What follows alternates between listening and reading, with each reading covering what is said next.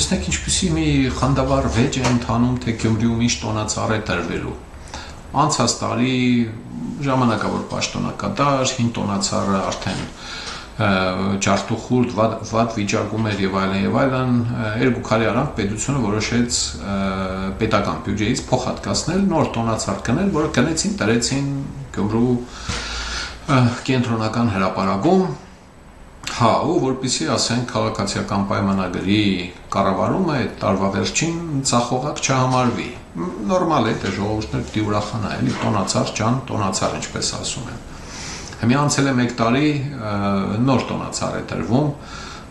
նորից է տրվում ներողություն տոնածառ։ Դու մի ասային հին տոնածառը, որը այն ժամանակ խոտան էր համարվել,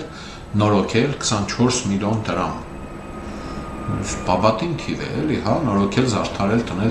տեղադրել, լավ է, սիրելի գյումրեցիներ, ձեր փողերն են Հայաստանի ուրեմն պետբյուջեից եկած փողերն են, նկատի ունեմ համայնքային բյուջեն, 24 միլիոնը բարով մաշեք, հա, հին տոնածառն են տնում։ Ավականուն իստին քաղաքացիական պայմանագիրը դժգոհում է, հետո չգիտեմ ինչ է անում եւ այլն, կարևոր խնդիրները թողած, եւ ես սխալ եմ ասում, էլի, անկարևոր խնդիրները թողած կարևոր գործերով են զբաղվում։ Մարդիկ ինչը կարևոր է, իհարկե հարկավոր է տոնածառով զբաղվել եւ խոսել տոնածառից,